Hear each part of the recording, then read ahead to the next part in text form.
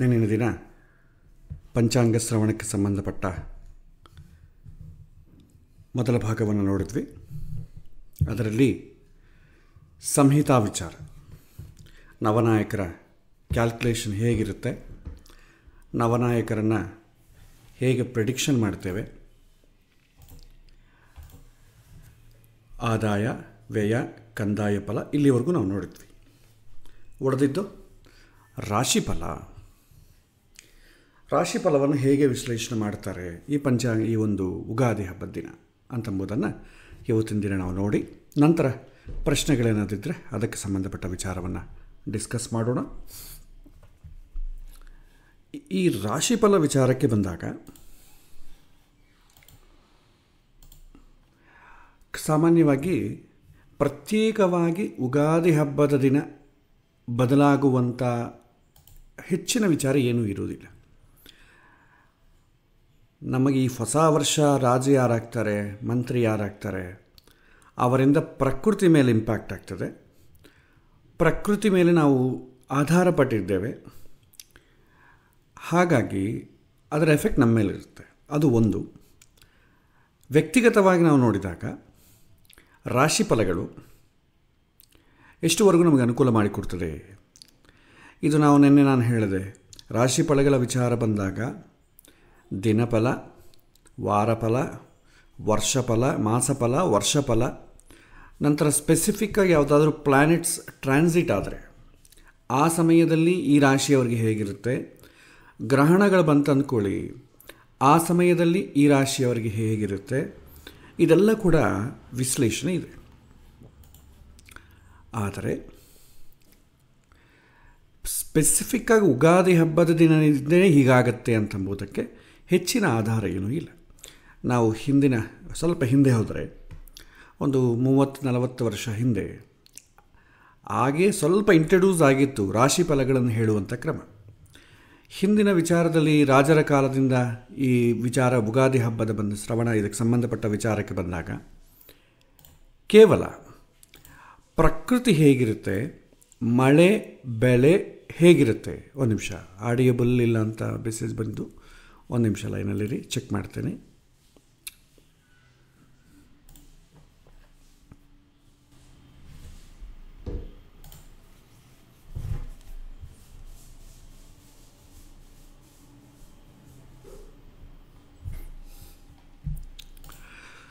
ಈಗ ಒಂದು ಸಲ ನೋಡಿ ನನ್ನ ವಾಯ್ಸ್ ನಿಮ್ಮೆಲ್ಲರಿಗೂ ಕ್ಲಿಯರಾಗಿ ಕೇಳ್ತಾ ಇದೆಯಾ ಇಲ್ವ ಅಂತ.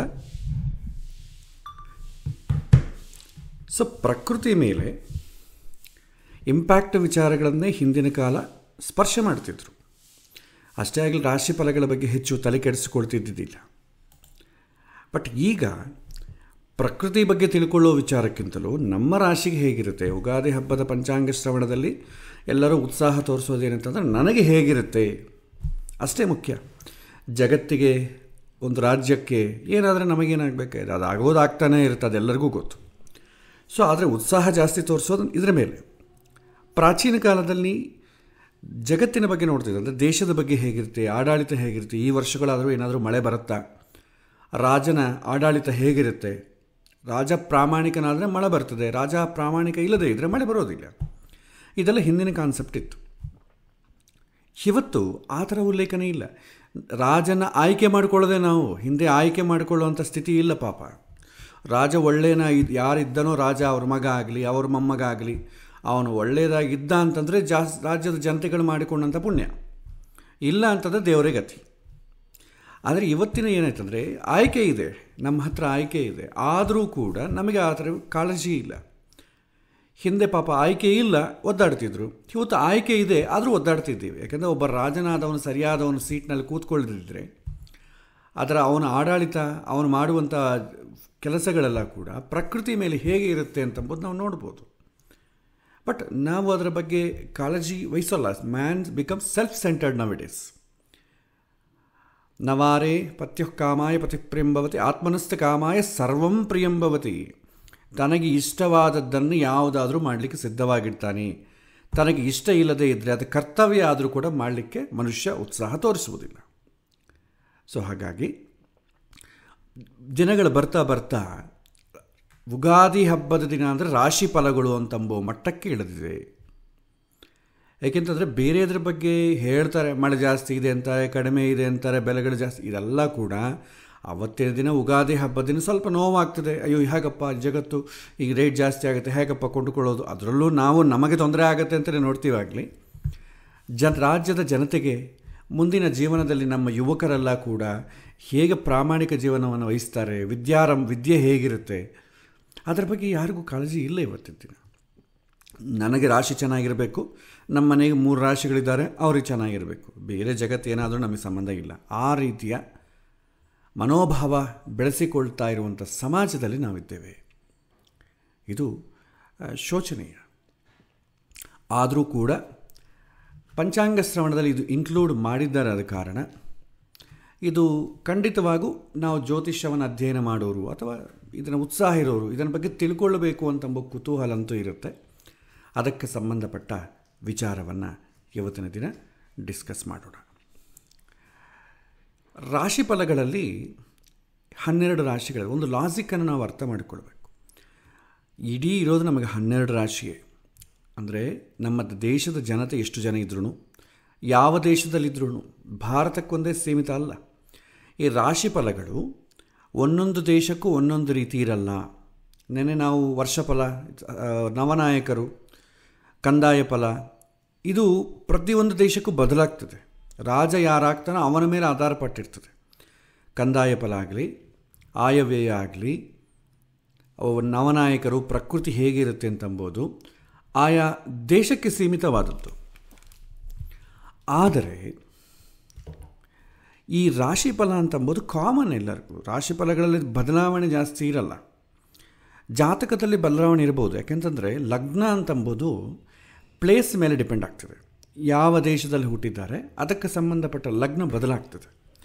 ಬಟ್ ರಾಶಿಫಲಗಳ ವಿಚಾರ ಬಂದಾಗ ಲಗ್ನಕ್ಕೆ ನಾವೇನು ಪ್ರಾಧಾನ್ಯತೆ ಕೊಡೋದಿಲ್ಲ, ಜನ್ಮರಾಶಿಗೆ ಪ್ರಾಧಾನ್ಯತೆ ಕೊಡ್ತೇವೆ. ಒಂದು ಮಗು ಹುಟ್ಟಿದೆ ಅಂತಂದರೆ ಇಂಡಿಯಾದಲ್ಲಿ ಹುಟ್ಟಿದ್ರೂ ಅಮೆರಿಕದಲ್ಲಿ ಹುಟ್ಟಿದ್ರೂ ಆಲ್ಮೋಸ್ಟ್ ಆಲ್ ಸಂಧಿಕಾಲ ಇಲ್ಲದೇ ಇದ್ದರೆ ನಕ್ಷತ್ರ ರಾಶಿ ಸೇಮ್ ಇರ್ತದೆ, ಲಗ್ನ ಬೇರೆ ಆಗ್ಬೋದು. ಹಾಗಾಗಿ ಹೆಚ್ಚಿನ ಬದಲಾವಣೆ ಇರಲ್ಲ ರಾಶಿ ಫಲಗಳಲ್ಲಿ. ಇದೇನು ಬದಲಾವಣೆ ಇರೋದಿಲ್ಲ. ಆದ ಕಾರಣ ಎಲ್ಲ ದೇಶದವರೆಗೂ ಒಂದೇ ರೀತಿಯಾಗಿ ನಮಗೆ ಫಲ ಬರುತ್ತೆ. ಇಲ್ಲಿ ನಾವು ನೋಡೋದೇನು ಅಂತಂದರೆ ಎಲ್ಲ ರಾಶಿಗಳು ಇರೋದೇ 12 ರಾಶಿ. ಎಲ್ಲ ಜಗತ್ತಿನಲ್ಲಿರುವಂಥ ಜನಗಳು ಎಲ್ಲರೂ ಕೂಡ ಈ 12 ರಾಶಿಗಳ ಒಳಗೆ ಅಕಾಮಡೇಟ್ ಆಗ್ತಾರೆ. ಎಲ್ಲರಿಗೂ ಒಂದೇ ರೀತಿಯಾದಂಥ ಫಲ ಅನುಭವಕ್ಕೆ ಹೇಗೆ ಬರುತ್ತೆ? ನಮಗೆ ಮುಖ್ಯ ಏನು? ಅನುಭವಕ್ಕೆ ಬರಬೇಕು. ನಾವಿಷ್ಟು ಉತ್ಸಾಹವಾಗಿ ರಾಶಿ ಫಲಗಳನ್ನು ನೋಡ್ತಾ ಇದ್ದೀವಿ ಅಂತಂದರೆ ನಮ್ಮ ಅನುಭವಕ್ಕೆ ಬರಬೇಕಲ್ವ. ಇಲ್ಲದೆ ಅನುಭವಕ್ಕೆ ಬರದಿದ್ದಾಗ ಸುಮ್ಮನೆ ಯಾಕೆ? ನಾವು ಭಾಳ ಸಲ ಫಿಲಾಸಫಿ ಮನಃಶಾಸ್ತ್ರ ವಿಚಾರದಲ್ಲೇ ನೋಡಿದ್ವಿ. ಮನುಷ್ಯರಿಗೆ ಪ್ರತಿಯೊಬ್ಬರಿಗೂ ಬೇಕಾದ ಸುಖ. ಆ ಸುಖಕ್ಕೆ ಪ್ರೆಸೆಂಟ್ ಟೆನ್ಸ್ ಇಲ್ಲ, ಪಾಸ್ಟ್ ಟೆನ್ಸ್ ಇದೆ, ಫ್ಯೂಚರ್ ಟೆನ್ಸ್ ಇದೆ. ಸುಖ ಇದೆ ಅಂತ ಅಂಬೋಳಿಗೆ ಅದು ಆಗಿ ಹೋಗಿರ್ತದೆ, ಅದು ಪಾಸ್ಟ್ ಆಗೋಗ್ಬಿಟ್ಟಿರ್ತದೆ. ಇಲ್ಲ ಮುಂದೆ ಯಾವಾಗೋ ಸುಖ ಬರುತ್ತೆ ಅಂತಂಬೋ ನಿರೀಕ್ಷಣೆಯೇ ಸುಖ ಕೊಡುತ್ತೆ. ಹಾಗೆ ರಾಶಿ ಫಲಗಳ ವಿಚಾರದಲ್ಲಿ ಮುಂದೆ ನನಗೆ ಒಳ್ಳೆಯ ಸಮಯ, ಅನುಕೂಲವಾದ ಸಮಯ ಬರುತ್ತೆ ಅಂತ ಕೇಳೋದೇ ಒಂದು ಸುಖ. ಅದಾಗುತ್ತೋ ಇಲ್ಲೋ ಮತ್ತು ಬೇರೆ, ಬಟ್ ನಿರೀಕ್ಷಣೆ ಇದಲ್ವ, ಅದೇ ಸುಖ. ಇನ್ನು ಈ ರಾಶಿ ಫಲಗಳು ಹೇಗೆ ವರ್ಕ್ ಆಗುತ್ತೆ ಅಂತಂಬೋದು ನಾವು ಬಹಳಷ್ಟು ಸಲ ಪಾಠದಲ್ಲಿ ಹೇಳ್ಕೊಂಡ್ವಿ. ಅದು ಸ್ವಲ್ಪ ಉಲ್ಲೇಖನೆ ಮಾಡುತ್ತೇನೆ. ಈ ರಾಶಿ ಫಲಗಳ ವಿಚಾರಕ್ಕೆ ಬಂದಾಗ ಮುಖ್ಯವಾಗಿ ಒಂದು ನಿಮಿಷ,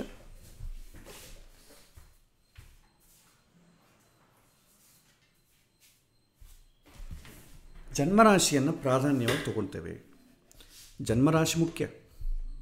ಸೊ ಜನ್ಮರಾಶಿ ಅಂದರೆ ಏನು? ಚಂದ್ರ ಯಾವ ರಾಶಿಯಲ್ಲಿದ್ದಾನೋ ಅದೇ ನಮ್ಮ ರಾಶಿ ಆಗ್ತದೆ. ಯಾವಾಗ? ಹುಟ್ಟುವಾಗ. ಆ ಹುಟ್ಟುವಾಗ ಯಾವ ರಾಶಿ ಆಗಿದೆ ಅದರ ಬೇಸ್ ಮೇಲೆ ಅವನ ಮನಸ್ಸು, ಚಂದ್ರ ಅಂದರೆ ಮನಸ್ಸಲ್ವ. ಸೊ ಮನಸ್ಸು ಅಂತಂಬೋದು ಹೇಗಿದೆ ಅಂತಂಬೋದು ಚಂದ್ರನ ಮೇಲೆ ಡಿಸೈಡ್ ಆಗ್ತದೆ. ಸೊ ಹಾಗಾಗಿ ಈ ವರ್ಷ ಈ ರಾಶಿ ಫಲಗಳ ವಿಚಾರದಲ್ಲಿ ಇವನ ಮನಸ್ಸು ಹೇಗೆ ಇರುತ್ತೆ? ಸಂತೋಷವಾಗಿರುತ್ತೋ ದುಃಖವಾಗಿರ್ತದೋ? ಮನಸ್ಸು ಅಂತಂದರೆ ನಾವಿನ್ನು ಸ್ವಲ್ಪ ವೈಜ್ಞಾನಿಕವಾಗಿ ಆಲೋಚನೆ ಮಾಡಿದರೆ, ಅಂದರೆ ಆಧ್ಯಾತ್ಮಿಕ ವೈಜ್ಞಾನಿಕವಾಗಿ, ಮಾಡರ್ನ್ ಸೈನ್ಸ್ ಅಲ್ಲ, ಆಲೋಚನೆ ಮಾಡಿದರೆ ನಮಗೆ ಭಗವದ್ಗೀತೆಯಲ್ಲೇ ಗೊತ್ತಾಗ್ತದೆ. ತ್ರಿಗುಣಗಳು, ಸತ್ವರಜಸ್ತಮೋ ಗುಣಗಳ ಒಂದು ಪ್ರಪೋರ್ಷನೇಟಾಗಿ ಮಿಳ್ತಾಟದಿಂದ ನಮಗೆ ಸುಖ ದುಃಖಗಳು ಬರ್ತದೆ. ಸತ್ವಗುಣ ಪರ್ಸೆಂಟೇಜ್ ಜಾಸ್ತಿ ತಂದ್ಕೊಳ್ಳಿ, ಆ ಮನುಷ್ಯ ಸಂತೋಷವಾಗಿರ್ತಾನೆ. ಅದು ಮನಸ್ಸಿನಲ್ಲಿಯೂ ಅದೇ ರೀತಿ ಇರಬೇಕು, ಹೊರಗಡೆ ಪ್ರಕೃತಿಯಲ್ಲಿ ಅದೇ ರೀತಿ ಇರಬೇಕು.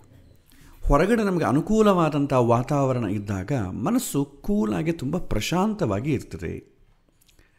ಆ ರೀತಿ ಇಲ್ಲದಿದ್ದಾಗ ಏನಾಗ್ತದೆ, ಪ್ರಶಾಂತತೆ ಇರಲ್ಲ.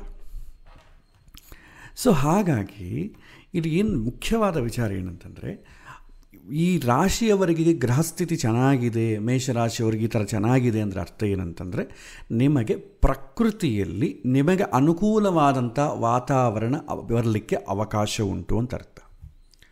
ಎಲ್ಲರಿಗೂ ಅದೇ ರೀತಿ ಇರುತ್ತೆ. 12 ರಾಶಿಗಳಲ್ಲಿ ಯಾವ ರಾಶಿಗೆ ಏನು ಹೇಳಿರ್ತಾರೋ ಅದೆಲ್ಲರಿಗೂ ಕೂಡ ಹೊರಗಡೆ ವಾತಾವರಣ ಅನುಕೂಲವಾಗಿಯೇ ಇರ್ತದೆ.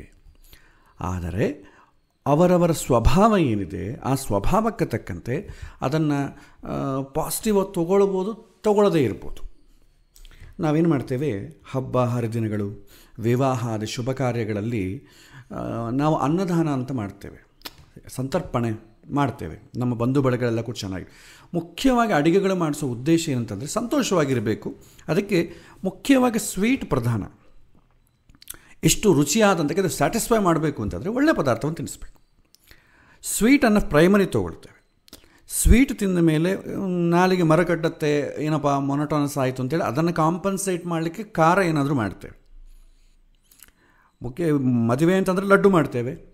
ಲಡ್ಡು ಸಿಹಿ ಬಾಯೆಲ್ಲ ಸಿಹಿ ಆಗ್ತದಲ್ಲ, ಆ ಸಿಹಿ ತಿಂದುಬಿಟ್ರೆ ಏನಾಗುತ್ತೆ ಅಂದರೆ ಬೇರೆ ಪದಾರ್ಥಗಳು ತಿಂದಾಗ ಡಾಮಿನೇಟ್ ಮಾಡ್ತದೆ. ಯಾಕಂದರೆ ಎಲ್ಲ ರುಚಿಗಳಿಗೆ, ಷಡ್ರುಚಿಗಳಿಗಲ್ಲಿ ಸಿಹಿ ಅಂತಂಬೋದು ತುಂಬ ಜಾಸ್ತಿ ರುಚಿಗಳಿರೋದು. ಎಲ್ಲ ರುಚಿಗಳನ್ನ ಡಾಮಿನೇಟ್ ಮಾಡ್ತದೆ. ಅದಕ್ಕೆ ನಾವೇನು ಮಾಡ್ತೇವೆ, ಆ ನಾಲಿಗೆಯನ್ನು ಕಾಂಪನ್ಸೇಟ್ ಮಾಡಲಿಕ್ಕೆ, ರುಚಿಯನ್ನು ಕಾಂಪನ್ಸೇಟ್ ಮಾಡಲಿಕ್ಕೆ ಇಮಿಡಿಯೇಟ್ಲಿ ಖಾರ ತಿಂತೇವೆ. ಸೊ ಅದಕ್ಕೆ ಏನು ಮಾಡ್ತಾರೆ, ಯಾವುದೇ ಹಬ್ಬಗಳಲ್ಲಾಗಲಿ ಶುಭ ಕಾರ್ಯಗಳಾಗಲಿ ಒಂದು ಸ್ವೀಟ್ ಮಾಡ್ತಾರೆ, ಜೊತೆಗೆ ಖಾರ ಕೂಡ ಇರ್ತದೆ. ಆದರೆ ಖಾರನೇ ಪ್ರಧಾನ ಅಲ್ಲ, ಬಟ್ ಮಧುರವಾದಂಥ ಕ್ಷಣಗಳನ್ನಿಗೋಸ್ಕರ ಮಧುರ ಪದಾರ್ಥಗಳು ಮಾಡ್ತೇವೆ. ಈಗ ಮದುವೆ ಅಂತ ಸಮಾರಂಭದಲ್ಲಿ ಎಲ್ಲರಿಗೂ ಲಡ್ಡು ಬಡಿಸ್ತಾರೆ. ಕೆಲವಿನ ಜನಕ್ಕೆ ಸ್ವೀಟ್ ಇಷ್ಟ ಇರ್ತದೆ, ಒಂದು ಹಾಕ್ಸ್ಕೊಳ್ತಾರೆ. ಇನ್ನು ಕೆಲವು ಜನ ಕೈ ಇಡ್ತಾರೆ, ಮನೆ ಕೂಡ ಹೋಗಿ ತಿನ್ನೋಣ ಅಂತ. ಇನ್ನು ಕೆಲವಿನ ಜನ ಬೇಡ ಅಂತಾರೆ. ಶುಗರು ಬಿ ಪಿ ಇಂಥದ್ದು ಇದ್ದರೆ ಬೇಡ ಅಂತ ಹೇಳಿಬಿಡ್ತಾರೆ. ಫಸ್ಟ್ ಟೈಮೇ ಬೇಡ ಅಂದ್ಬಿಡ್ತಾರೆ. ಸೊ ಅಂದರೆ ಏನು, ಮಧುರ ಪದಾರ್ಥವೇ ಆದರೂ ಕೂಡ ಎಲ್ಲರಿಗೂ ಇಷ್ಟ ಆಗಬೇಕು ಅಂತಿಲ್ಲ. But that is sweet. ಮದುವೆ ಅಂತಂದ್ರೆ ಮಾಡಲೇಬೇಕು, ಬಾಯಿ ಸ್ವಲ್ಪ ಸಿಹಿ ಮಾಡಲೇಬೇಕು, ಯಾವುದೇ ಒಂದು ಒಳ್ಳೆ ಗುಡ್ ನ್ಯೂಸ್ ಕೇಳಬೇಕಾದ್ರೆ.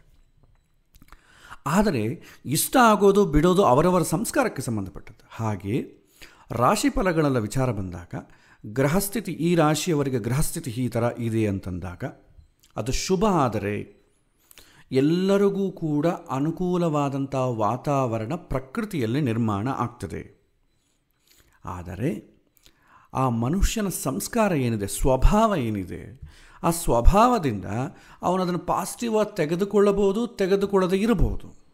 ಅದು ಅವನವನಿಷ್ಟ.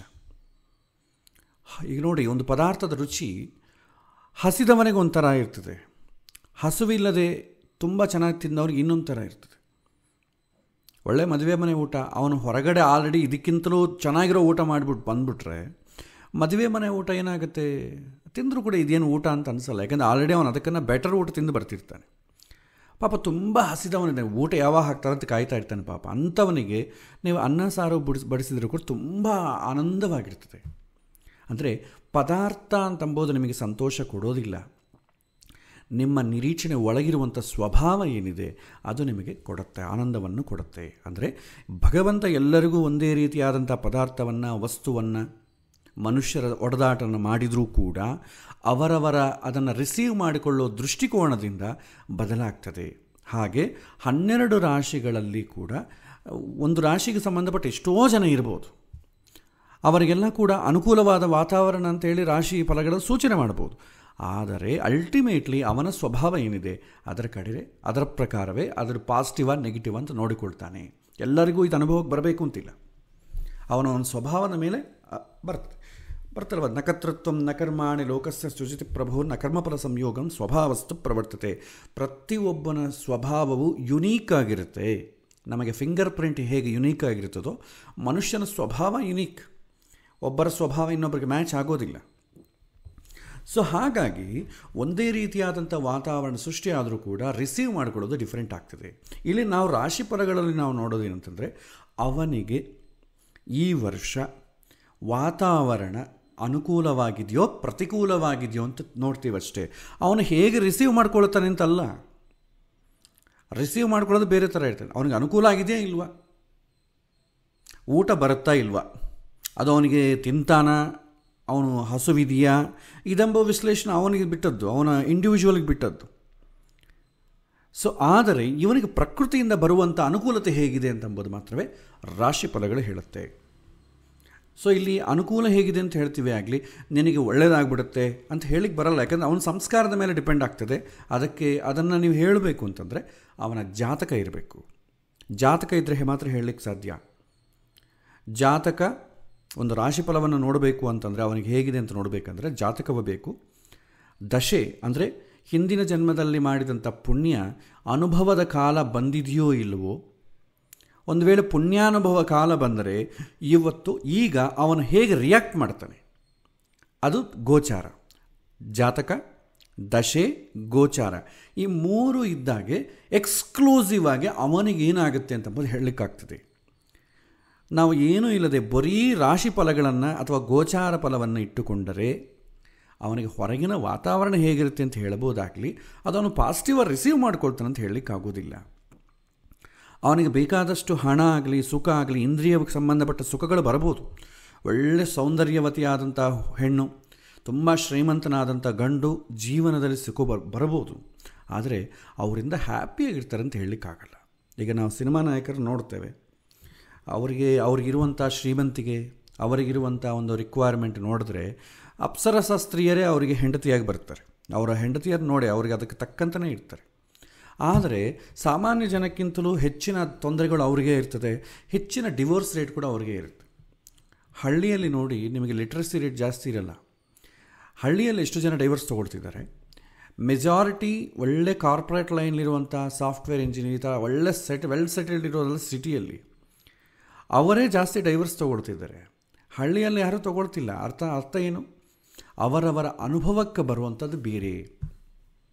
ಸೊ ಹಾಗಾಗಿ ಇದನ್ನು ನಾವು ಫಸ್ಟು ದೃಢವಾಗಿ ಮನಸ್ಸಿನಲ್ಲಿ ಇಟ್ಕೋಬೇಕು. ರಾಶಿ ಫಲಗಳನ್ನು ನೋಡ್ತಾನೆ, ನನಗೆ ಆಗ್ತಾ ಇಲ್ಲ, ನನಗೆ ಅನುಕೂಲ ಆಗಿಲ್ಲ, ನನಗೇನು ಹೋದ ವರ್ಷ ಎಲ್ಲ ಹೇಳಿದ್ರು, ನನಗೇನು ಅನುಭವಕ್ಕೆ ಬಂದಿಲ್ಲ. ಅನುಭವಕ್ಕೆ ಬರುವುದು ಬಿಡೋದು ಅವರವರ ವ್ಯಕ್ತಿಗತವಾದಂಥ ಸಂಸ್ಕಾರ ನಿರೀಕ್ಷಣೆಯಿಂದ ಅಷ್ಟೇ.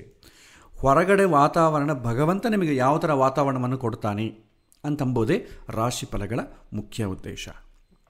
ಅದನ್ನು ನಾವು ನೋಡೋಣ. ಸೊ ಹಿಂದೆ ನೀವು ಕರ್ಮ ಸಿದ್ಧಾಂತದಲ್ಲಿ ಕೂಡ ಒಂದು ವಿಚಾರವನ್ನು ನಾನು ಹೇಳಿದೆ. ಒಂದು ದೈವ, ಎರಡನೇದು ಪುರುಷ ಪ್ರಯತ್ನ. ಎಲ್ಲ ದೈವ ಅಂತಂದ್ರೇನು, ಪ್ರಾರಬ್ಧ. ನಮ್ಮ ಪ್ರಾರಬ್ಧ ಚೆನ್ನಾಗಿತ್ತು ಅಂತ ಅಂದ್ಕೊಳ್ಳಿ, ನಮಗೆಲ್ಲ ಅನುಕೂಲ ಆಗ್ತದೆ. ಪ್ರಾರಬ್ಧ ಪಾಪವೇ ಜಾಸ್ತಿ ಇತ್ತು ಅಂದ್ಕೊಳ್ಳಿ, ಹೊರಗಡೆ ವಾತಾವರಣ ಎಲ್ಲ ಕೂಡ ಪ್ರತಿಕೂಲ ಆಗ್ತದೆ. ಜಾತಕ ಏನು ಹೇಳುತ್ತೆ, ಇವನು ಹಿಂದಿನ ಜನ್ಮದಲ್ಲಿ ಗಳಿಸಿದಂಥ ಪುಣ್ಯ ಪಾಪಗಳು ಯಾವ ಸಮಯದಲ್ಲಿ ಇವನಿಗೆ ಅನುಭವಕ್ಕೆ ಬರುತ್ತೆ ಅಂತ ಹೇಳುತ್ತೆ.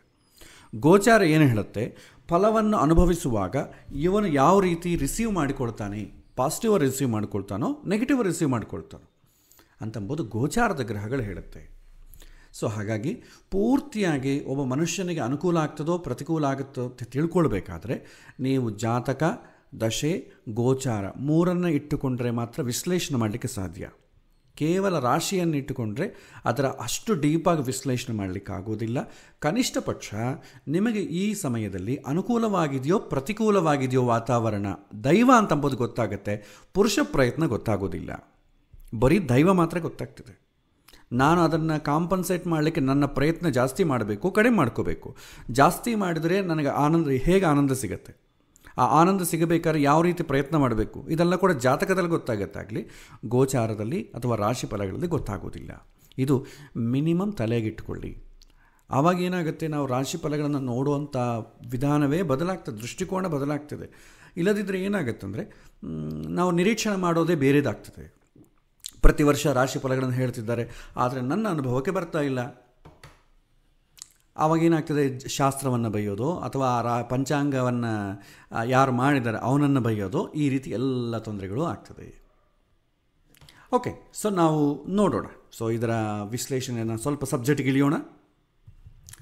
ಈಗ 12 ರಾಶಿ ಫಲಗಳನ್ನು ಪಂಚಾಂಗ ಶ್ರವಣದಲ್ಲಿ ಹೇಗೆ ಹೇಳಬೇಕು ಅಂತಂಬುದು ನಾವು ನೋಡಿದರೆ, ನಮಗೆ ಲಾಜಿಕ್ ಏನು? ಜನ್ಮ ರಾಶಿಯಿಂದ ಅವರು ಹುಟ್ಟಿದಾಗ ಅವರದ್ದು ಯಾವ ರಾಶಿ ಆಗ್ತದೆ ಆ ರಾಶಿಯನ್ನು ರೆಫರೆನ್ಸ್ ಆಗಿ ತಗೊಳ್ತೇವೆ.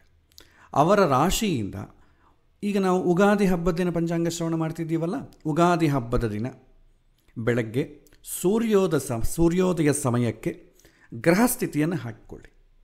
ಆ ಸೂರ್ಯೋದಯಕ್ಕೆ ಗ್ರಹಸ್ಥಿತಿ ಹೇಗಿದೆ ಇಟ್ಟುಕೊಂಡು ಇವರದ್ದು ಜನ್ಮರಾಶಿ ಯಾವುದಿದೆ ಅಲ್ಲಿಂದ ಆ ಪ್ಲ್ಯಾನೆಟ್ ಎಷ್ಟು ದೂರದಲ್ಲಿದೆ ಡಿಸ್ಟೆನ್ಸ್ ಅದನ್ನು ಕ್ಯಾಲ್ಕುಲೇಟ್ ಮಾಡ್ತೇವೆ. ನಿಮಗೊಂದು ಸಣ್ಣ ಟೇಬಲ್ ಕೊಟ್ಟಿದ್ದೆ ನೋಡಿ ಇಲ್ಲಿ. ಜನ್ಮರಾಶಿಯಿಂದ ಈ ಪ್ಲ್ಯಾನೆಟ್ಸ್ ಈ ಪೊಸಿಷನ್ನಾಗಿದ್ದರೆ ನಿಮಗೆ ಅನುಕೂಲವಾದಂಥ ವಾತಾವರಣ ಪ್ರಕೃತಿ ಇರ್ತದೆ, ಅಥವಾ ಸತ್ವಗುಣಕ್ಕೆ ಸಂಬಂಧಪಟ್ಟ ವಾತಾವರಣ ಜಾಸ್ತಿ ಇರ್ತದೆ. ಅದೇ ನೆಗೆಟಿವ್ ಆಗಿ ತಂದ್ಕೊಳ್ಳಿ, ರಜೋಗುಣ ತಮೋಗುಣಕ್ಕೆ ಸಂಬಂಧಪಟ್ಟ ವಾತಾವರಣ ನಿರ್ಮಾಣ ಆಗ್ತದೆ. ಅಂದರೆ ಏನು, ನಿಮಗೆ ಒಂಥರ ಡಿಪ್ರೆಷನ್ನು, ಡಿಸ್ಕಂಟೆಂಟ್ಮೆಂಟು ಈ ಥರ ಉಂಟು ಮಾಡುವಂಥ ವಾತಾವರಣ, ಆಶೆಗಳ ಬೆಳೆಸುವಂಥ ವಾತಾವರಣ ಅಥವಾ ನೆಮ್ಮದಿ ಇಲ್ಲದಂಥ ವಾತಾವರಣ ಸೂಚನೆ ಮಾಡ್ತದೆ. ಸೊ ನಮಗೇನು ಬೇಕು? ಶಾಂತಿ ಬೇಕು, ನೆಮ್ಮದಿ ಬೇಕು. ಈ ವರ್ಷ ನನಗೆ ಅಂದ್ಕೊಂಡಿದ್ದು ಆಯಿತು ಅಂತಂದರೆ ನೆಮ್ಮದಿ. ಆ ನೆಮ್ಮದಿ ಬೇಕು ಅಂತಂದಾಗ ಆ ಪ್ಲ್ಯಾನೆಟ್ಸ್ ಈ ಪೊಸಿಷನ್ ಆಗಿರಬೇಕು. ಇದ್ದರೆ ಏನಾಗುತ್ತೆ ಅಂತಂಬುದನ್ನು ನಾವು ನೋಡೋಣ. ಸೂರ್ಯ ಜನ್ಮರಾಶಿಯಿಂದ 3, 6, 10, 11 ಈ ಪೊಸಿಷನ್ನಾಗಿ ಗೋಚಾರದಲ್ಲಿ ಇದ್ದರೆ ಜನ್ಮರಾಶಿಯಿಂದ ಒಳ್ಳೆಯದು. ಆಲ್ಮೋಸ್ಟ್ ಅಲ್ಲಿ ಪಾಪಗ್ರಹಗಳು ಯಾವುದಿದೆ 3, 6, 11 ಈ ಪೊಸಿಷನ್ನಾಗಿದ್ರೇ ಒಳ್ಳೆಯದು. ಬೇರೆ ಪೊಸಿಷನ್ನಾಗಿದ್ದರೆ ನಿಮಗೆ ಪ್ರತಿಕೂಲವಾದ ವಾತಾವರಣ ಕ್ರಿಯೇಟ್ ಆಗುತ್ತೆ. ಮೇಲೆ ಈ ಪ್ಲ್ಯಾನೆಟ್ಸ್ ಇದಲ್ವ, ಈ ಪ್ಲ್ಯಾನೆಟ್ಸ್ ಪ್ರತಿಯೊಂದಕ್ಕೊಂದು ಪೋರ್ಟ್ಫೋಲಿಯೋ ಇರುತ್ತೆ. ಇಲ್ಲಿ ನಾವು ರಾಶಿ ಫಲಗಳಲ್ಲಿ ಏನು ಮಾಡ್ತೇವೆ ಅಂದರೆ ಜನರಲ್ ಪೋರ್ಟ್ಫೋಲಿಯೋ ತೊಗೊಳ್ತೇವೆ. ಅವ್ರಿಗೆ ನ್ಯಾಚುರಲ್ ಅವ್ರಿಗೇನು ಪೋರ್ಟ್ಫೋಲಿಯೋ ಇದೆ ಅದನ್ನು ನಮ್ಮ ಕಾರಕತ್ವ ಇದೆ ಅದನ್ನು ಮಾತ್ರ ತೊಗೊಳ್ತೇವೆ. ಜಾತಕವನ್ನು ಕೂಡ ಇಟ್ಟುಕೊಂಡಿದ್ರೆ ರೆಫರೆನ್ಸ್ ಚೇಂಜ್ ಆಗುತ್ತೆ. ಜಾತಕ ನಾವೇನು ಆ್ಯಕ್ಚುಲಿ ಏನು ಮಾಡಬೇಕಂದ್ರೆ ಜಾತಕದ ಪ್ರಕಾರ ನೋಡಬೇಕು. ಜಾತಕಕ್ಕೆ ಆ ಪ್ಲ್ಯಾನೆಟ್ ಪೋರ್ಟ್ಫೋಲಿಯೋ ಏನು, ಮದುವೆಗೆ ಸಂಬಂಧಪಟ್ಟ ಪೋರ್ಟ್ಫೋಲಿಯೋನೋ, ಉದ್ಯೋಗಕ್ಕೆ ಸಂಬಂಧಪಟ್ಟ ಪೋರ್ಟ್ಫೋಲಿಯೋನೋ, ಆರೋಗ್ಯಕ್ಕೆ ಸಂಬಂಧಪಟ್ಟ ಪೋರ್ಟ್ಫೋಲಿಯೋನೋ, ಅವನು ವ್ಯಕ್ತಿಗತವಾಗಿ ಅದನ್ನು ತಗೊಂಡು ಅದನ್ನು ಗೋಚಾರದಲ್ಲಿ ವಿಶ್ಲೇಷಣೆ ಮಾಡಬೇಕು. ಸೊ ನಿಮಗೆ ಗೋಚಾರ ಎಂಬ ಪಾಠದಲ್ಲಿ ಇದೆಲ್ಲ ಕವರ್ ಆಗಿದೆ. ಗೊತ್ತಿಲ್ಲದವರು ಕೂಡ ಸಂಕ್ಷಿಪ್ತವಾಗಿ ಅರ್ಥ ಮಾಡಿಕೊಳ್ಳಿ. ಇದು ಜ್ಯೋತಿಷ್ಯಕ್ಕೆ ಸಂಬಂಧಪಟ್ಟ ಅವರಿಗೆ ಆದಂಥ ಎಕ್ಸ್ಕ್ಲೂಸಿವ್ ಕ್ಲಾಸ್ ಅಲ್ಲ, ಎಲ್ಲರಿಗೂ ಸಂಬಂಧಪಟ್ಟ ಒಂದು ಐಡಿಯಾ ಬರುತ್ತೆ ಅಂತಂಬುದು ಎಕ್ಸ್ಪ್ಲೈನ್ ಮಾಡ್ತಾರೆ.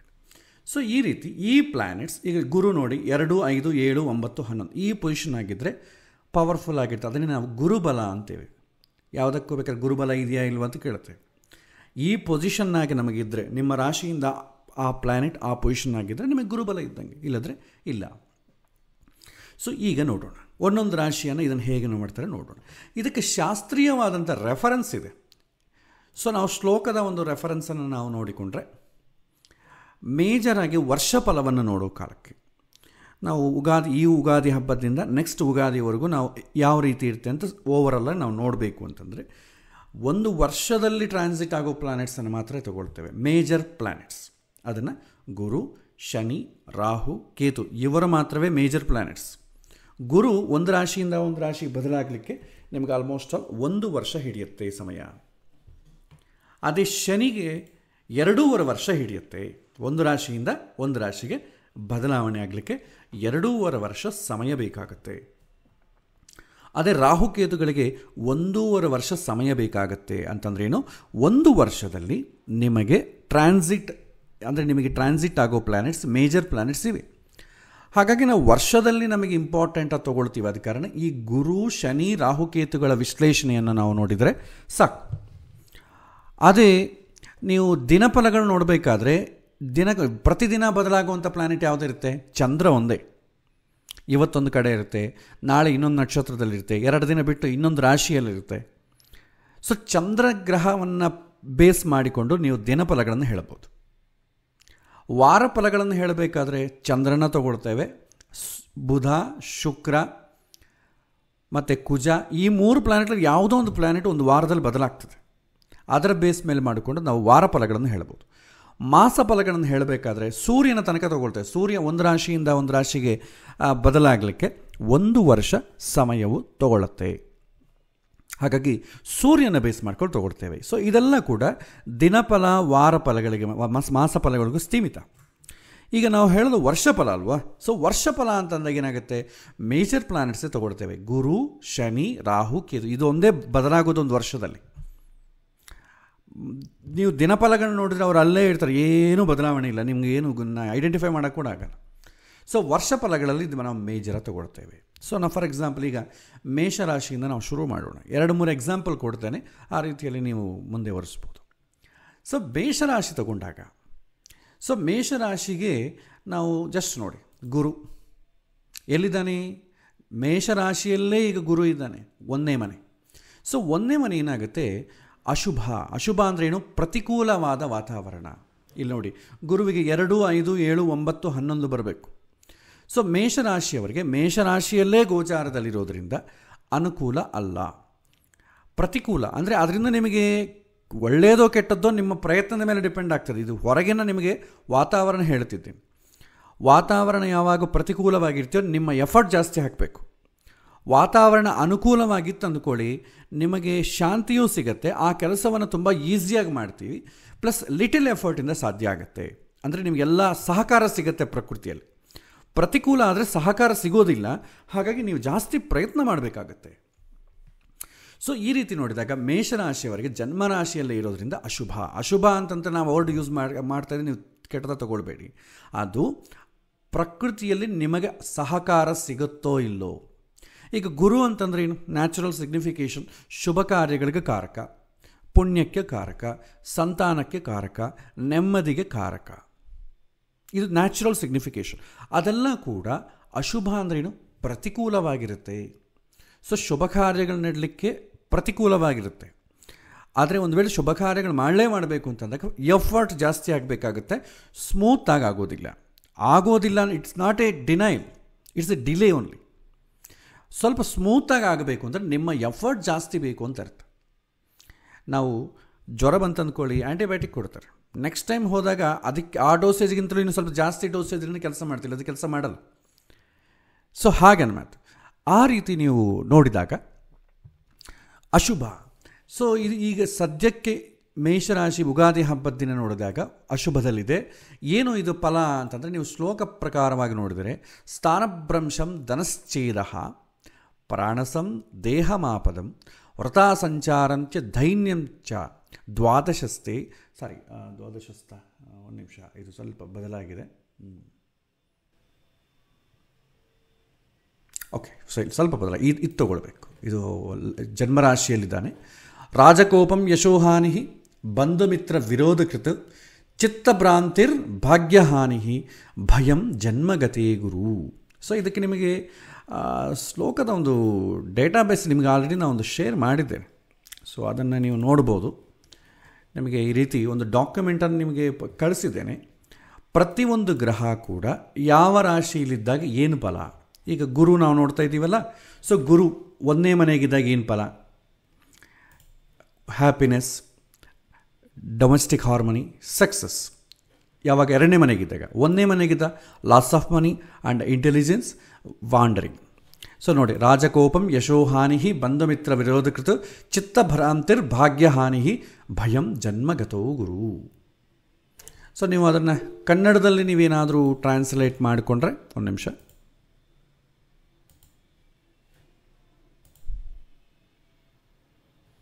ಸೊ ಶೇರ್ ಸ್ಕ್ರೀನ್ ಕಾಣ್ತಾ ಇಲ್ಲ ಅಂತಿದ್ರೆ ಇನ್ನೊಂದು ಸಲ ಶೇರ್ ಮಾಡ್ತೇನೆ.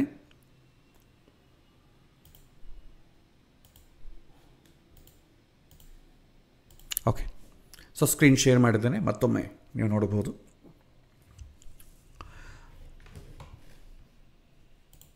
ಓಕೆ, ಸೊ ನೋಡಿ, ಇಲ್ಲಿ ಇದು ಪ್ರತಿಯೊಂದು ರಾಶಿಗೂ ಕೂಡ ಆ ಪ್ಲ್ಯಾನೆಟ್ ಜನ್ಮರಾಶಿಯಿಂದ ಒಂದೊಂದು ರಾಶಿ ಸಂಚಾರ ಆದಾಗ ಶ್ಲೋಕ 1ನೇ ಮನೆಗಿದ್ರೆ ಈ ರೀತಿ, 2ನೇ ಮನೆಗಿದ್ರೆ ಈ ರೀತಿ. ರೆಡ್ ಆಗಿರೋದೆಲ್ಲ ಕೂಡ ಪ್ರತಿಕೂಲ, ಬ್ಲೂ ಆಗಿರೋದು ಅನುಕೂಲ.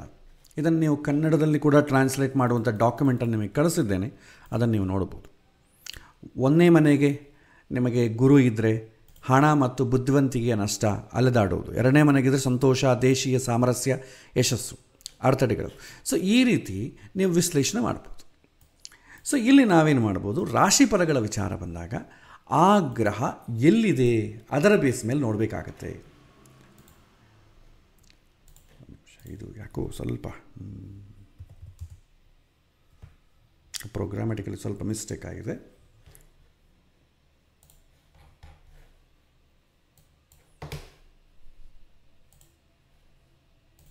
ಸೊ ಹರೇ ಶ್ರೀನಿವಾಸ. ಸೊ ಸ್ವಲ್ಪ ಲಿಂಕಿಂಗ್ ಸ್ವಲ್ಪ ಮಿಸ್ ಆಗಿದೆ. ಓಕೆ, ಸೊ ಈಗ ನಾವು ರಾಶಿ ಫಲವನ್ನು ನಾವು ನೋಡಿದ್ರೆ, ಸೊ 1ನೇ ಮನೆಗೆ ಗುರು ಇದ್ದರೆ ಏನಾಗ್ತದೆ? ಅಶುಭ. ಏನದಕ್ಕೆ ಫಲ? ರಾಜಕೋಪಂ ಯಶೋಹಾನಿ ಬಂಧುಮಿತ್ರ ವಿರೋಧಕೃತ ಚಿತ್ತಭ್ರಾಂತಿರ್ ಭಾಗ್ಯಹಾನಿ ಭಯಂ ಜನ್ಮಗತೆ ಗುರು. 1ನೇ ಮನೆಗಿದ್ರೆ ಈ ರೀತಿ ಫಲ. ಸೊ ಏನು ಅಂದಕ್ಕೂ ಇದರಲ್ಲಿ ಎಲ್ಲ ಇದು ರಾಜಕೋಪ ಆಗ್ತದೆ ಅಂದರೆ ಈ ಗೌರ್ಮೆಂಟ್ ರಾಜರಿಂದ ಅಥವಾ ನಮ್ಮ ಮ್ಯಾನೇಜರಿಂದ ಅದರಿಂದ ತೊಂದರೆ ಆಗುತ್ತೆ. ಯಶೋಹಾನಿ ಹೆಸರು ಕೆಡುತ್ತೆ. ಬಂಧು ಮಿತ್ರರಿಂದ ವಿರೋಧ ಆಗುತ್ತೆ. ಚಿತ್ತಭ್ರಾಂತಿರ್ ಭಾಗ್ಯಹಾನಿ. ಸೊ ನಾವು ಇವತ್ತು ಅಂದುಕೊಂಡಿದ್ದೀನಿ ಸ್ವಲ್ಪ ಹೊತ್ತಿಗಿರಲ್ಲ. ಭಾಗ್ಯಹಾನಿ, ನಮ್ಮ ಹಣ ಹಾಳಾಗುತ್ತೆ. ಭಯಂ ಜನ್ಮಗತ, ಭಯಂ ಓವರಲ್ಲಾಗಿ ಭಯ ಆಗುತ್ತೆ. ಯಾವಾಗ? ಜನ್ಮಗತವು ಗುರು, ಜನ್ಮರಾಶಿಯಲ್ಲಿ ಗುರು ಇದ್ದಾಗ ಈ ರೀತಿ ಇದನ್ನು ಆ್ಯಸ್ ಇಟ್ ಈಸಾಗಿ ನಾವು ಹೇಳಿಕ್ಕೆ ಇದು ಶ್ಲೋಕ ಅಷ್ಟೇ, ಇದು ರೆಫರೆನ್ಸ್. ಇದರಲ್ಲಿ ಗುರುಗ್ರಹಕ್ಕೆ ಅಪ್ಲೈ ಆಗುವಂಥದ್ದು ತಗೊಳ್ಬೇಕು. ಅದು ಎಲ್ಲರಿಗೂ ಒಂದೇ ರೀತಿ ಇರಲ್ಲ, ಎಲ್ಲರಿಗೂ ರಾಜಕೋಪ ಇರಲ್ಲ. ನಾವು ಶುಭ ಕಾರ್ಯಗಳಿಗೆ ಸಂಬಂಧಪಟ್ಟ ರೀಕ್ಷೆ ಮಾಡಿದಾಗ ಇದರಲ್ಲಿ ಎಲ್ಲ ಅಪ್ಲೈ ಆಗಲ್ಲ. ಸೊ ರಾಜಕೋಪಂ ಯಶೋಹಾನಿ ಇದೆಲ್ಲ ಬಂಧು ಮಿತ್ರ, ಇದು ಚಿತ್ತಭ್ರಾಂತಿರ್ ಭಾಗ್ಯಹಾನಿ. ಬಿಸ್ನೆಸ್ ಮಾಡೋರ್ಗೆ ಏನಾಗುತ್ತೆ? ಭಾಗ್ಯಹಾನಿ ಆಗ್ತದೆ. ಭಯಂ, ಯಾವುದನ್ನು ಹೊಸ ಕೆಲಸ ಮಾಡಬೇಕು ಅಂತಂದಾಗ ಉತ್ಸಾಹ ಇರಲ್ಲ, ಭಯ ಆಗ್ತದೆ. ಅದೇ ಥರ ಬಂಧುಗಳ ಜೊತೆ ಏನಾದರೂ ಡೀಲ್ ಮಾಡೋಂಗಿದ್ರೆ ಅವ್ರ ಜೊತೆ ವಿರೋಧ ಆಗ್ತದೆ. ಏನಾದರೂ ಒಳ್ಳೆಯ ಹೆಸರಿಗೋಸ್ಕರ ಯಾರನ್ನ ಪ್ರಯತ್ನ ಮಾಡೋಗಿದ್ರೆ ಅವರಿಗೆ ಯಶೋಹಾನಿ ಆಗುತ್ತೆ. ತುಂಬ ದೊಡ್ಡವರ ಕೆಳಗೆ ಕೆಲಸ ಮಾಡೋರಿಗೆ ರಾಜಕೋಪಂ, ಅವರಿಂದ ಪ್ರಕೃತಿ ಎದುರಾಗ್ತದೆ. ಇದು ಎಲ್ಲರಿಗೂ ಆಗಲ್ಲ, ಅವರವರು ಮಾಡುವಂಥ ಕೆಲಸದ ಮೇಲೆ ರಿಸಲ್ಟ್ ಅಷ್ಟೇ. ಇದು ಶ್ಲೋಕಪೂರ್ವಕವಾಗಿದೆ. ಅದೇ ನಿಮಗೆ ಕನ್ನಡದಲ್ಲಿ ಕೊಟ್ಟರೆ, ಹಣ ಮತ್ತು ಬುದ್ಧಿವಂತಿಕೆ ನಷ್ಟ ಅಲೆದಾಡುವುದು. ಯಾವ ವಿಚಾರಕ್ಕೆ? ಗುರುವಿಗೆ ಸಂಬಂಧಪಟ್ಟ ಕಾರಕತ್ವ ವಿಚಾರಕ್ಕೆ ಮಾತ್ರವೇ, ಎಲ್ಲತಕ್ಕೂ ಅಪ್ಲೈ ಆಗಲ್ಲ. ಇದು ಗಮನಿಸಬೇಕು. ಶ್ಲೋಕವನ್ನು ಆ್ಯಸ್ ಇಟ್ ಈಸ್ ನಾವು ತೊಗೊಂಡು ಟ್ರಾನ್ಸ್ಲೇಟ್ ಮಾಡಿಬಿಟ್ರೆ ನಮ್ಮ ಜೀವನದಲ್ಲಿ ಎಲ್ಲ ಹೊತ್ತೊಳ್ಬೋದು. ಒಂದು ಗ್ರಹ ಒಳ್ಳೆಯದನ್ನು ಸೂಚನೆ ಮಾಡಿ, ಒಂದು ಗ್ರಹ ಕೆಟ್ಟದ್ದು ಸೂಚನೆ ಮಾಡ್ತದೆ. ಎಲ್ಲತಕ್ಕೂ ಅನ್ವಯ ಆಗೋದಿಲ್ಲ. ಹಾಗಾಗಿ ಪಂಚಾಂಗದಲ್ಲಿ ಈ ರೀತಿ ಬರೆದಾಗ ಅದನ್ನು ನೋಡಿ ತಲೆ ಕೆಡಿಸಿಕೊಳ್ಳುವ ಅವಶ್ಯಕತೆ ಇಲ್ಲ. ಗುರುವಿಗೆ ಸಂಬಂಧಪಟ್ಟ ಪೋರ್ಟ್ಫೋಲಿಯೋ ಏನಿದೆ, ಆ ಪೋರ್ಟ್ಫೋಲಿಯೋಲಿ ನೀವು ಮಾಡುವಂಥ ಕೆಲಸ ಏನಿದೆ, ಆ ಕೆಲಸಕ್ಕೆ ಇದು ಅಪ್ಲೈ ಆಗತ್ತೆ ವಿನಾ ಜೀವನದಲ್ಲಿ ಓವರಾಲಾಗಿ ಅಪ್ಲೈ ಆಗಲ್ಲ. ಅದಕ್ಕೆ ಜಾತಕವನ್ನು ಹಿಡಿದು ಹೇಳಬೇಕು ಅಂತೇವೆ, ಇಲ್ಲದ್ರೆ ಕನ್ಫ್ಯೂಸ್ ಆಗ್ತೇವೆ. ಓಕೆ, ಅದೇ ರೀತಿ ಗುರುಗ್ರಹ ಸಂಚಾರ ಆಗುತ್ತೆ. ಯಾವಾಗ? ಮೇ 5ನೇ ತಾರೀಕು ಗುರುಗ್ರಹ ವೃಷಭ ರಾಶಿಗೆ ಸಂಚಾರ ಆಗ್ತದೆ. ಆವಾಗ ಮೇಷರಾಶಿಯವ್ರಿಗೆ ಹೇಗಿರುತ್ತೆ? ಸಂತೋಷ, ದೇಶೀಯ ಸಾಮರಸ್ಯ, ಯಶಸ್ಸು. ಆ ಸಮಯದಲ್ಲಿ ಆತ ಯಾವ ಕೆಲಸವನ್ನು ಮಾಡಬೇಕು ಅಂತ ಅಂದುಕೊಳ್ತಾ ಇದ್ದಾನೋ ಆ ವಿಚಾರದಲ್ಲಿ ಸಂತೋಷ ಆಗ್ತಾನೆ. ಆ ಎಲ್ಲ ಸಾಮರಸ್ಯವಾಗಿ ಜೊತೆ ಇರುವಂಥ ಸಾಮರಸ್ಯವಾಗಿ ನಡೀತದೆ. ಅದರಲ್ಲಿ ಕೀರ್ತಿಯನ್ನು ಸಾಧಿಸ್ತಾನೆ. ಸಕ್ಸಸ್ ಆಗುತ್ತೆ. ಸಕ್ಸಸ್ ಆಗುವಂಥ ವಾತಾವರಣ ನಿರ್ಮಾಣ ಆಗುತ್ತೆ ಅಂತ ಅರ್ಥ. ಜನ್ಮರಾಶಿಯಲ್ಲಿದ್ದಾಗ ಪ್ರತಿಕೂಲ ವಾತಾವರಣ, 2ನೇ ಮನೆಗಿದ್ದಾಗ ಅನುಕೂಲ ವಾತಾವರಣ. ಇಲ್ಲಿ ಇದನ್ನು ನೀವು ತಲೆ ಕೆಡಿಸಿಕೊಳ್ಳೋದಕ್ಕಿಂತ ಈಸಿಯೆಸ್ಟ್ ವೇ ಹೇಳ್ತೀನಿ, ಅನುಕೂಲ ಪ್ರತಿಕೂಲ ಅಂತ ಇಟ್ಕೊಳ್ಳಿ. ಅವರವರ ಕೆಲಸ ಏನು ಮಾಡ್ತಾ ಇದ್ದಾರೆ ಅದಕ್ಕೆ ಪ್ರತಿಕೂಲ, ಅವರವರ ಕೆಲಸ ಏನು ಮಾಡ್ತಿದ್ದಾರೆ ಅದಕ್ಕೆ ಅನುಕೂಲ, ಈ ರೀತಿ ಇಟ್ಕೊಳ್ಬೇಕು. ಸೊ ಗುರುಗ್ರಹ ಪುಣ್ಯಕ್ಕೆ, ಶುಭ ಕಾರ್ಯಗಳಿಗೆ ಸಂಬಂಧಪಟ್ಟದ್ದಾದ ಕಾರಣ ಶುಭ ಕಾರ್ಯಗಳ ವಿಚಾರದಲ್ಲಿ, ಶಾಂತಿ ವಿಚಾರದಲ್ಲಿ ಆ ಮನುಷ್ಯನಿಗೆ ಅನುಕೂಲವಿದೆಯೋ ಪ್ರತಿಕೂಲವಿದೆಯೋ ಅಂತ ನೋಡಿಕೊಳ್ಳಿ. ನೆಕ್ಸ್ಟ್ ಶನಿ ಬಂದಾಗ ಏನಾಗುತ್ತೆ ಅಂದರೆ, ಶನಿ ಅಂತಂಬುದು ನೆಮ್ಮದಿಯನ್ನು ಕೆಡಿಸುವಂಥದ್ದು. ಅಂದರೆ ಹಿಂದಿನ ಜನ್ಮದಲ್ಲಿ ನಾವು ಮಾಡಿದಂಥ ಪಾಪಗಳನ್ನೆಲ್ಲ ಕೂಡ ಅನುಭವಕ್ಕೆ ಬರುವುದನ್ನು ಸೂಚನೆ ಮಾಡುವಂಥ ಗ್ರಹ ಶನಿ. ಆ ಗ್ರಹ ಏನಾಗುತ್ತೆ, ಯೂಶ್ವಲಿ ನೀವು ಮಾಡೋ ಕೆಲಸ ಕರ್ಮಕಾರಕ. ಯಾವುದೇ ಕೆಲಸ ಮಾಡಿದಾಗ ಆ ಕೆಲಸ ಅನುಕೂಲ ಆಗ್ತದೋ ಪ್ರತಿಕೂಲ ಆಗ್ತದೋ ಅಂತಂಬುದು ನೋಡ್ತೇವೆ. ಸದ್ಯ ಈ ರಾಶಿಯವರಿಗೆ, ಮೇಷರಾಶಿಯವರಿಗೆ 11ನೇ ಮನೆಗೆ ಶನಿ ಇದ್ದಾನೆ. ಸಂಪತ್ತು, ಯಶಸ್ಸು, ಲಾಭ. ಯಾವ ವಿಚಾರಕ್ಕೆ? ಮಾಡುವ ಕೆಲಸ ವಿಚಾರಕ್ಕೆ, ಬೇರೆದಕ್ಕಲ್ಲ.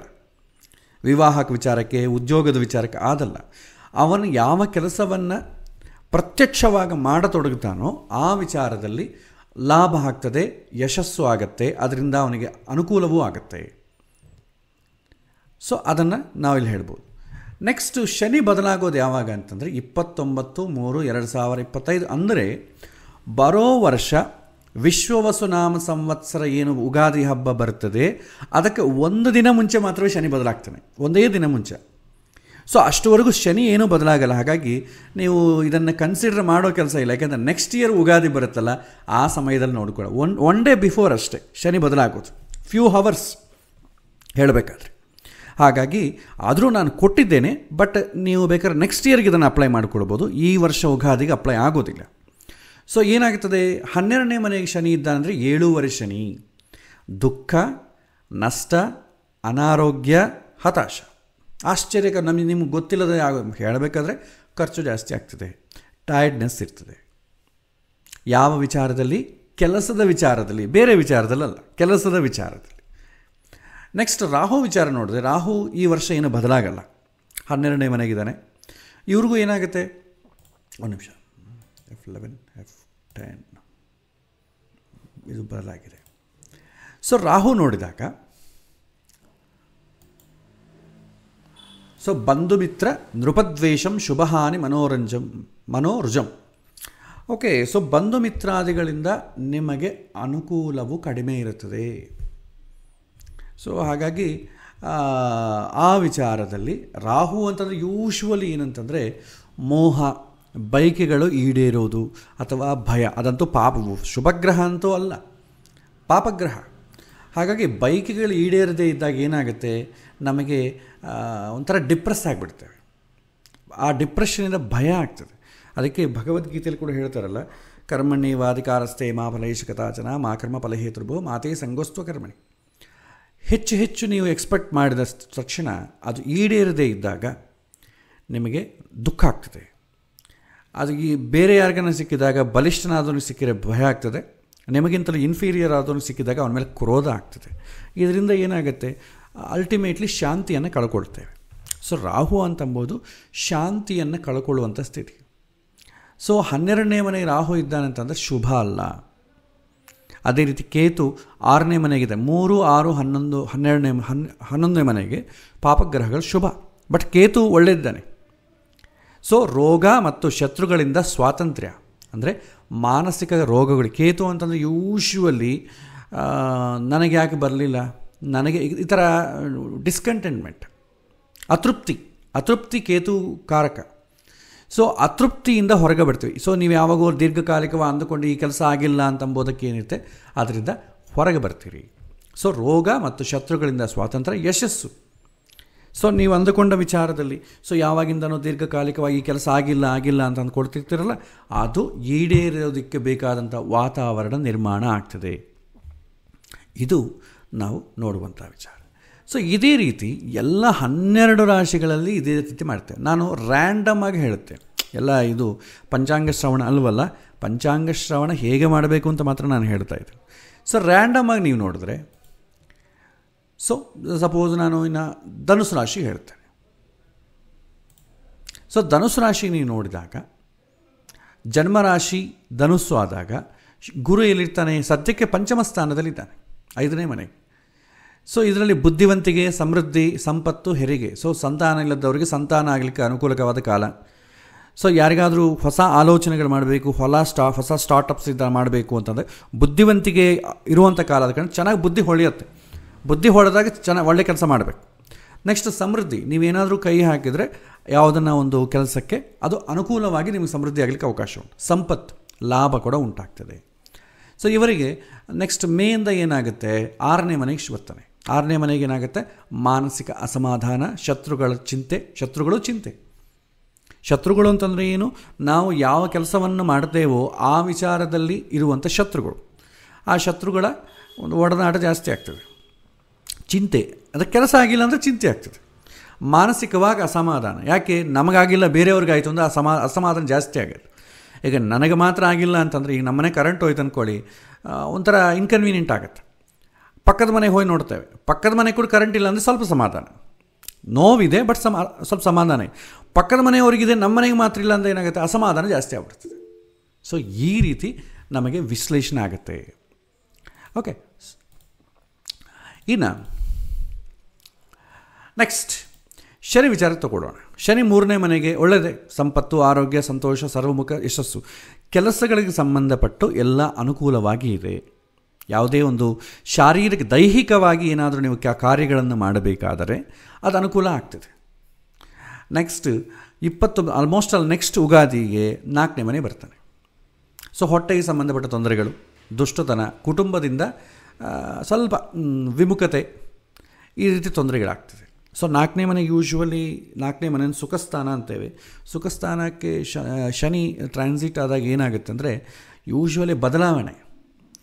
ನಾವು ಹೇಳ್ತೀವಿ, ಭಾಳ ಜನ ಕೇಳ್ತಾರೆ ಚೇಂಜ್ ಆಫ್ ಪ್ಲೇಸ್, ನಾನು ಈ ಊರಲ್ಲೇ ಇರ್ತೀನಿ, ನನಗೇನೋ ಬದಲಾವಣೆ ಇದೆಯಾ, ಊರಿಂದ ಊರಿಗೆ ಚೇಂಜ್ ಆಗೋದು, ಟ್ರಾನ್ಸ್ಫರ್ಸು. ಪಾಪಗ್ರಹಗಳು 4ನೇ ಮನೆಗೆ ಸಂಚಾರ ಆದಾಗ, ಎಸ್ಪೆಷಲಿ ಶನಿ ಸಂಚಾರ ಆದಾಗ ಇರೋ ಪ್ಲೇಸ್ಗಿಂತ ಸ್ವಲ್ಪ ದೂರ ಇರ್ತಾನೆ, ಬದಲಾವಣೆ ಇರ್ತದೆ. ವರ್ಕಲ್ಲಿ ಚೇಂಜ್ ಆಗ್ಬೋದು, ರೋಲಲ್ಲಿ ಚೇಂಜ್ ಆಗ್ಬೋದು, ಜಾಬಲ್ಲಿ ಚೇಂಜ್ ಆಗ್ಬೋದು, ಕಂಪನಿ ಚೇಂಜ್ ಇರ್ಬೋದು, ಊರೇ ಚೇಂಜ್ ಇರ್ಬೋದು, ದೇಶವೇ ಚೇಂಜ್ ಇರ್ಬೋದು. ಈ ರೀತಿ ಅವಕಾಶಗಳು ಯಾರ್ಯಾರಿಗಿದೆ ಅವರಿಗೆ ಈ ಥರ ಆಗ್ತದೆ, ಎಲ್ಲರಿಗೂ ಆಗುತ್ತೆ ಅಂತಲ್ಲ. ಒಬ್ಬ ರೈತ ಇರ್ತಾನೆ, ಅವನಿಗೆ ಜಾಬ್ ಚೇಂಜ್ ಅಂತಂದರೆ ಅದನ್ನು ಬಿಟ್ಟು ಬೇರೆ ಕೆಲಸ ಮಾಡ್ತಾನೆ. ಸೊ ಅದು ಅವರವರ ಪರ್ಸ್ನಲ್ ಕಮಿಟ್ಮೆಂಟ್ ಮೇಲೆ ಹೋಗುತ್ತೆ. ಬಟ್ ಅನುಕೂಲ ಜಾಸ್ತಿ ಈ ಪ್ರಕೃತಿಯಲ್ಲಿ ಆ ರೀತಿಯಂಥ ಅವಕಾಶ ಸಿಗತ್ತೆ. ಅದೇ ರಾಹು ಧನುಸು ರಾಶಿ 4ನೇ ಮನೆಗೆ ಇದ್ದಾನೆ ರಾಹು, ಸೇಮ್ ಅದೇ ಸೂಚನೆ. ಯಾಕೆಂದರೆ ಇಲ್ಲಿ ಎರಡೂ ಒಂದೇ ಥರ ಯಾಕೆ ಬಂದಿದೆ ಅಂತಂದರೆ, ರಾಹುವಿಗೆ ಪ್ರತ್ಯೇಕವಾದಂಥ ಗೋಚಾರದಲ್ಲಿ ಕಾರಕತ್ವ ಇಲ್ಲ. ಕುಜವತ್ ರಾಹು ಶನಿವತ್ ರಾಹು ಕುಜವತ್ ಕೇತು ಅಂದರೆ ಗೋಚಾರದಲ್ಲಿ ಶನಿ ಯಾವ ಫಲವನ್ನು ಸೂಚನೆ ಮಾಡ್ತಾನೋ ಅದೇ ಫಲವನ್ನು ರಾಹು ಸೂಚನೆ ಮಾಡ್ತಾನೆ. ಶನಿವತ್ ರಾಹು, ಶನಿ ಇದ್ದಂತೆ ರಾಹು ಫಲ. ಶನಿ ರಾಹು ಇಬ್ಬರು 4ನೇ ಮನೆಗೆ ಇದ್ದಿರ್ತಾನೆ, ಅದಕ್ಕೆ ಎರಡೂ ಒಂದೇ ಥರ ಸೂಚನೆ ಮಾಡ್ತದೆ.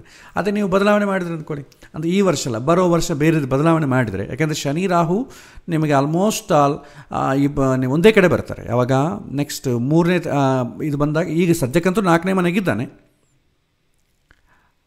ನೆಕ್ಸ್ಟ್ ಮಾರ್ಚಲ್ಲಿ ಏನಾಗುತ್ತೆ, ಶನಿ ಕೂಡ 4ನೇ ಮನೆ, ಶನಿ ರಾಹು ಒಟ್ಟಿಗೆ ಬರ್ತಾರೆ, ಸೇಮ್ ಫಲವನ್ನು ಸೂಚನೆ ಮಾಡ್ತಾರೆ. ಬಟ್ ಸೇಮ್ ಫಲವನ್ನು ಸೂಚನೆ ಮಾಡಿದರೂ ಕೂಡ ರಾಹುವಿನ ಕಾರಕತ್ವಗಳೇ ಬೇರೆ, ಶನಿಯ ಕಾರಕತ್ವಗಳೇ ಬೇರೆ. ಅದಕ್ಕೆ ಅನುಸಂಧಾನ ಮಾಡಬೇಕಾಗತ್ತೆ. ಅಂದರೆ ಆ ಗ್ರಹದ ಕಾರಕತ್ವ ಏನಿದೆ, ಆ ಕಾರಕತ್ವವನ್ನು ಈ ಫಲ ಇದಲ್ವ, ಈ ಸೂಚನೆ ಮಾಡೋ ಫಲಕ್ಕೆ ನೀವು ಅನುಸಂಧಾನ ಮಾಡಬೇಕು. ಓಕೆ, ಈ ನೋಡಿ, ಕೇತು 10ನೇ ಮನೆಗಿದೆ, ಅಶುಭ, ಹಣದ ನಷ್ಟ. ಕೇತು ಯಾವುದಕ್ಕೆ ಕಾರಕ? ಡಿಪ್ರೆಷನ್, ಡಿಸ್ಕಂಟೆಂಟ್ಮೆಂಟ್. ಈ ಲ್ಯಾಂಗ್ವೇಜಸ್, ಕೆಲವಿನ ಎಜುಕೇಷನ್ಸ್ ಕೂಡ ಕೇತು ಕಾರಣ. ಆ ವಿಚಾರಕ್ಕೆ ನಷ್ಟ ಆಗ್ತದೆ, ಆ ವಿಚಾರದಲ್ಲಿ ಕೆಟ್ಟ ಹೆಸರು, ವೃತ್ತಿ ಜೀವನದ ಬದಲಾವಣೆ, ಸೋಮಾರಿತನ, ಲೇಜಿನೆಸ್. ಯಾವಾಗ ನಾವು ಡಿಪ್ರೆಸ್ ಆಗಿಬಿಡ್ತೇವೆ, ಸೈಲೆಂಟ್ ಆಗಿಬಿಡ್ತೇವೆ, ಮೂಡಿ ಆಗಿಬಿಡ್ತೇವೆ. ಈ ಕಾರಕತ್ವಗಳ ಬೇಸ್ ಮೇಲೆ ಇದನ್ನು ಅನುಸಂಧಾನ ಮಾಡಬೇಕೇ ಹೊನಃ ಇದನ್ನು ಈ ಥರ ನೋಡಿ ಜೀವನ ಎಲ್ಲ ವಿಚಾರದಲ್ಲೂ ಇದು ಹೀಗೆ ಇರುತ್ತೆ ಅಂತ ಅಂದುಕೊಳ್ಬಾರ್ದು. ಸೊ ಇದು ರಾಶಿಫಲ. ಇದನ್ನು ಆಲ್ರೆಡಿ ಹಿಂದೆ ಕ್ಲಾಸಲ್ಲಿ ಕೂಡ ಹೇಳಿದ್ದೆ, ಆದರೂ ಮತ್ತೆ ಒಮ್ಮೆ ನಿಮಗೆ ಒಂದು ಸಲ ರೀಕ ಮಾಡ್ತಿದ್ದೆ. ಯಾಕೆ ನೆಕ್ಸ್ಟ್ ನಾಳೆ ನೀವೇನಾದರೂ ರಾಶಿ ಫಲಗಳನ್ನು ನೋಡ್ಕೊಳ್ಬೇಕಾದ್ರೆ, ಯೂಶ್ವಲಿ ಜ್ಯೋತಿಷ್ಶಾಸ್ತ್ರ ಯಾರು ಅಭ್ಯಾಸ ಮಾಡ್ತಾ ಇದ್ದೀರಿ, ನಿಮ್ಮ ರಾಶಿ ಫಲಗಳನ್ನು, ನಿಮ್ಮ ಫ್ಯಾಮಿಲಿ ರಾಶಿ ಫಲಗಳನ್ನು ನೀವೇ ನೋಡ್ಕೊಳ್ಳಿ, ಅಭ್ಯಾಸ ಮಾಡಿಕೊಳ್ಬೇಕು. ನಾವು ಇದೆಲ್ಲ ಕೇಳಿದ ಮೇಲೆ ಕೂಡ ಮತ್ತೆ ಪಂಚಾಂಗದಲ್ಲಿರುವಂಥ ರಾಶಿ ಫಲಗಳನ್ನೇ ನೋಡಿದ್ರೆ ಇನ್ನು ನಾವು ಕಲ್ತಂಥ ವಿದ್ಯೆಗೆ ಉಪಯೋಗ ಏನಿದೆ? ಸೊ ಇದು ರಾಶಿ ಫಲಗಳ ವಿಚಾರ. ಸೊ ಇವತ್ತಿನ ಪಾಠದಲ್ಲಿ ನಿಮಗೇನಾದರೂ ಪ್ರಶ್ನೆಗಳೇನಾದರೂ ಇದ್ದರೆ ನೀವು ಕೇಳ್ಬೋದು. ಸೊ ಇಲ್ಲಿಗೆ ಇವತ್ತಿನ ಪಾಠ ಮುಕ್ತಾಯ ಆಯಿತು. ನೆನ್ನಿನ ಪಾಠದಲ್ಲಿ, ಇವತ್ತಿನ ಪಾಠದಲ್ಲಿ ಏನಾದರೂ ನಿಮಗೆ ಪ್ರಶ್ನೆಗಳೇನಾದರೂ ಇದ್ದರೆ ನೀವು ಕೇಳ್ಬೋದು. 1 ನಿಮಿಷ.